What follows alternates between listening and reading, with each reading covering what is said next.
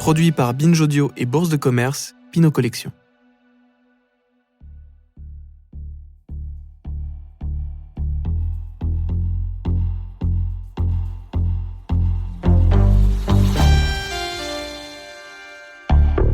Ça a commencé comme ça, Robert Gober.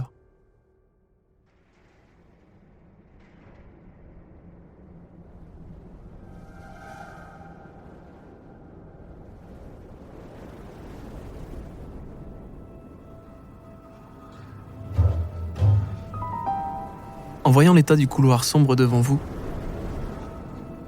vous êtes pris d'un doute. Vous êtes au DIA Center, l'un des centres d'exposition qui est, en cette année 1992, l'un des plus novateurs de New York. Celui a contribué à réhabiliter le quartier industriel de Chelsea, et dans ce bâtiment rénové en briques rouges, il faut bien dire que vous ne vous attendiez vraiment pas à trouver au sol des pièges à rats et des tas de papiers et journaux sur lesquels vous êtes bien obligé de marcher.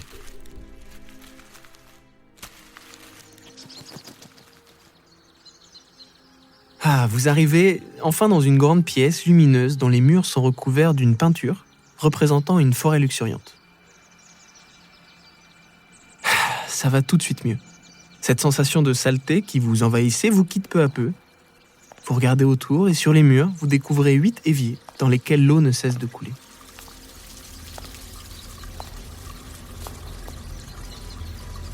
Finalement, vous n'êtes pas si bien que ça. Cette lumière est trop forte. Qui l'a réglée ? Et puis qu'est-ce que c'est que cette façon de gaspiller de l'eau en la faisant couler en continu ? Et cette forêt, à force de la regarder, elle vous agace, elle sonne faux, elle est fausse, elle n'est qu'illusion. En cherchant des réponses, vous baissez la tête et vous apercevez au sol des pièges à rats, encore. Et des piles de journaux, encore. Ils sont datés de 92, ils sont donc récents.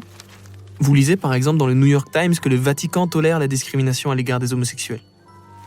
Un autre article annonce la mort d'un artiste à 37 ans seulement, victime du sida. Seul élément plus joyeux, une publicité en noir et blanc, attire votre attention. Mais la mariée ne prend pas une pose habituelle. Elle regarde sur le côté et ne sourit pas. Pourquoi ? Vous levez les yeux cette fois-ci et cherchez désespérément une lueur, un élément qui rendrait cette expérience moins pesante, moins angoissante.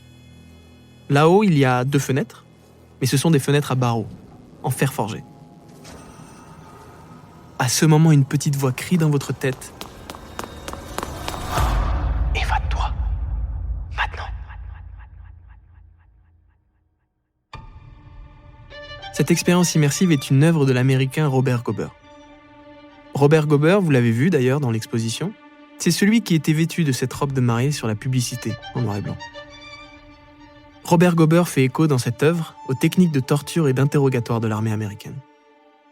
On pense au waterboarding, au simulacre de noyade, mais aussi à l'isolement, à l'exposition au bruit et à la lumière permanente. Depuis ses débuts dans les années 80, Robert Gober propose des œuvres parfois angoissantes, souvent drôles, toujours déroutantes et bizarres. Elle puise dans le banal, les objets du quotidien, notre environnement le plus familier. Mais rien n'est fortuit chez cet artiste. Ses créations lui permettent d'affronter et de renverser les tabous de notre société, la sexualité, la religion, la discrimination ou encore la mort. Les images sont incongrues. Elles frappent l'esprit pour mieux guider celui qui les regarde vers leur signification. D'ailleurs, vous allez vite le comprendre. Une fois que vous aurez écouté l'histoire de Robert Gober, vous ne verrez plus votre évier comme avant.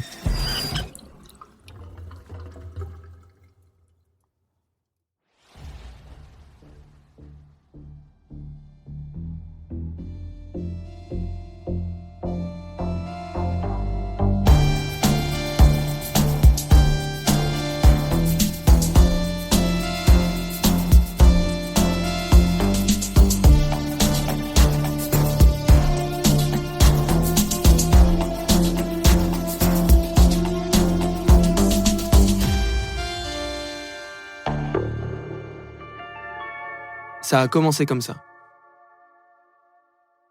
L'histoire de Robert Gober commence par une drôle de légende. Sa mère, Madame Gober, était infirmière dans un hôpital et elle aimait raconter le soir à son jeune fils Robert les anecdotes du bloc opératoire. Comme par exemple sa première opération lorsqu'un médecin lui a tendu la jambe amputée d'un patient, une jambe dont elle ne savait que faire. Robert Gober naît en 1954 dans une petite ville du Connecticut, dans le nord-ouest des États-Unis. Son père est un adepte du do-it-yourself, fais-le toi-même pour les moins bilingues d'entre vous. Il a lui-même construit la maison familiale, par exemple. Le jeune Robert fait de la luge et du patin à glace l'hiver. L'été, il explore les bois et lorsqu'il est à la plage, il construit des sculptures de chiens et de maisons dans le sable. Sa famille est stricte, catholique, très pratiquante. Robert Gober n'en dira que du mal par la suite, confiant que l'église de son enfance était une institution hypocrite. Et plus tard, une fois devenu artiste, il s'élèvera contre l'église, dénonçant ses discriminations, notamment à l'encontre des homosexuels. Après des études dans une école d'art à la Tyler School de Philadelphie, Robert Gober s'installe à New York. Nous sommes en 1976, il a 22 ans. New York alors est en crise. Une journaliste française en témoigne à cette époque. Elle intitule même son reportage « New York, la fin d'un rêve ». New York n'est plus une ville industrielle. Elle perd 100 000 emplois par an. Les manufactures traditionnelles ont déserté New York.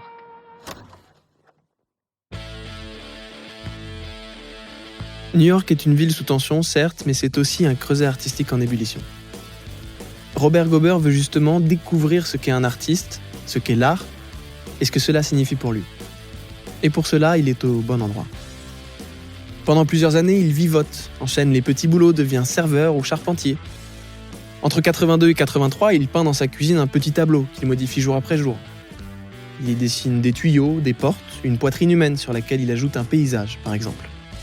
Il photographie chaque évolution de cette peinture. Parmi les milliers de clichés qu'il prend, il en sélectionne 89.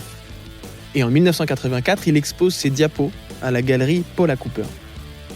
Un travail qui aborde la métamorphose, la disparition, l'absence.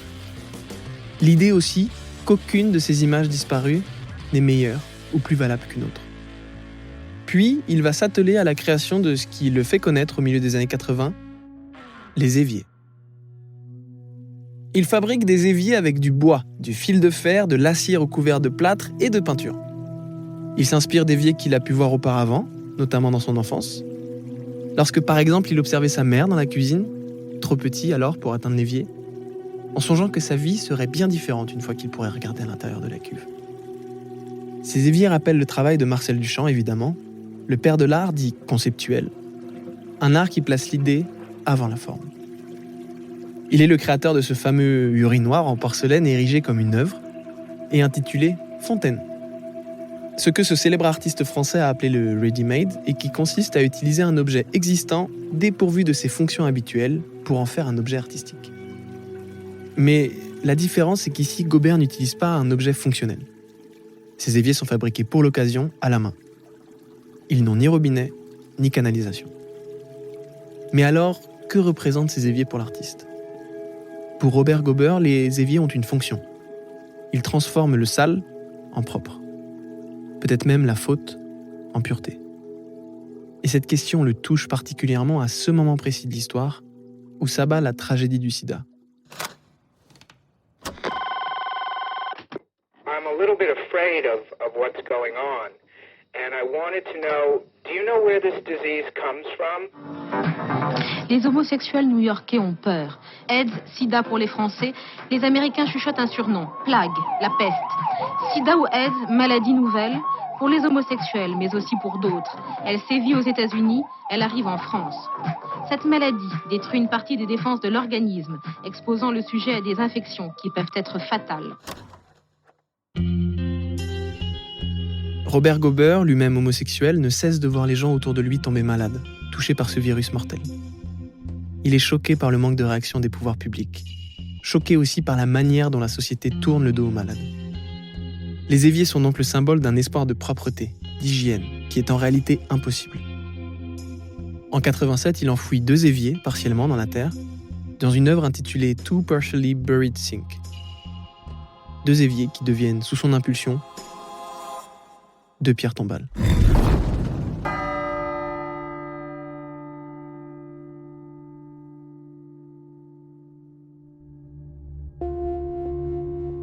Lors d'un voyage à Berne, capitale de la Suisse, Robert Gober se rend au musée d'histoire naturelle. Il y regarde des dioramas, des vitrines dans lesquelles des environnements naturels sont reconstitués. Il s'étonne qu'il n'y figure que des animaux, et jamais d'hommes, et décide d'y remédier. En 89, il construit dans sa galerie new-yorkaise 2 pièces, dont l'une est recouverte d'un papier peint au motif répété d'un homme blanc, endormi, paisiblement dans un lit, et d'un homme noir, lynché, pendu à un arbre. 8 sacs de litière pour chats en plâtre, peints à la main, sont posés contre les murs. Au centre se tient une robe de mariée en satin. Elle est vide et en attente d'un corps. Cette œuvre donne à voir des symboles de la société moderne, dont la juxtaposition peut paraître choquante. D'un côté, de la nourriture pour chat, élément banal, quotidien. De l'autre, l'image de la violence, de la discrimination profondément ancrée dans l'histoire de l'humanité entre les Noirs et les Blancs. Y figure également l'institution du mariage, un rite de passage, un rite qui lui est alors refusé aux États-Unis en tant qu'homosexuel. Et qui explique pourquoi elle figurait dans une robe de mariée dans cette publicité en noir et blanc, dans l'exposition que vous aviez trouvée si oppressante.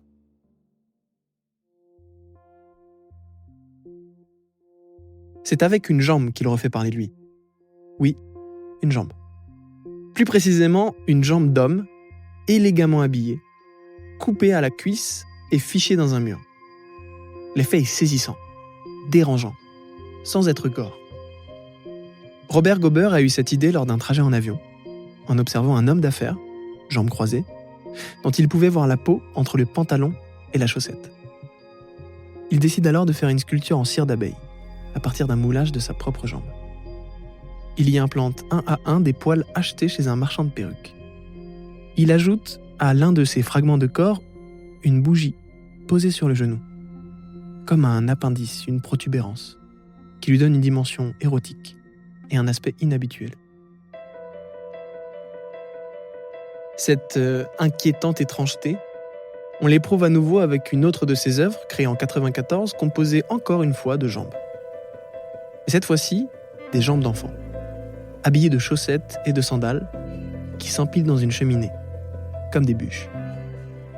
L'image rappelle d'autres images surréalistes, visions à la Magritte ou à la Dali, et à tout ce que drainent ces étranges associations et métamorphoses entre le banal, le bizarre, l'érotisme et la mort.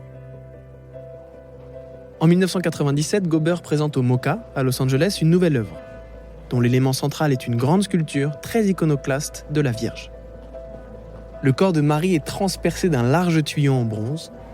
La statue, comme les 2 valises posées au sol à côté d'elle, est posée sur une bouche d'égout, au fond desquelles le spectateur peut voir une source d'eau, remplie de rochers, d'algues et de coquillages. Sous la sculpture, l'espace aquatique est garni de pièces de monnaie surdimensionnées, comme celles que jettent les touristes dans les fontaines et que l'eau grossit.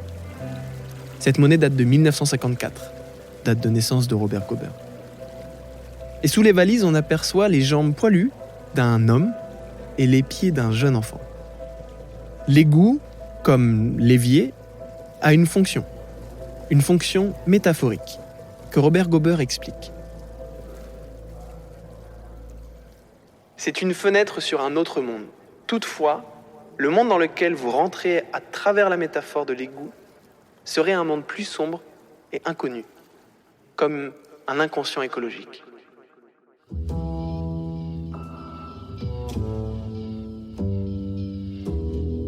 Les images de Robert Gober accompagnent longtemps celui ou celle qui les voit. À la frontière de notre monde et du rêve, entre poésie, bizarrerie et révolte, chacune d'elles réveille nos sens et les certitudes dont nous sommes prisonniers. Et s'il y a une chose que nous a appris Robert Gober, c'est que lorsque nous sommes prisonniers, il faut s'évader. Maintenant.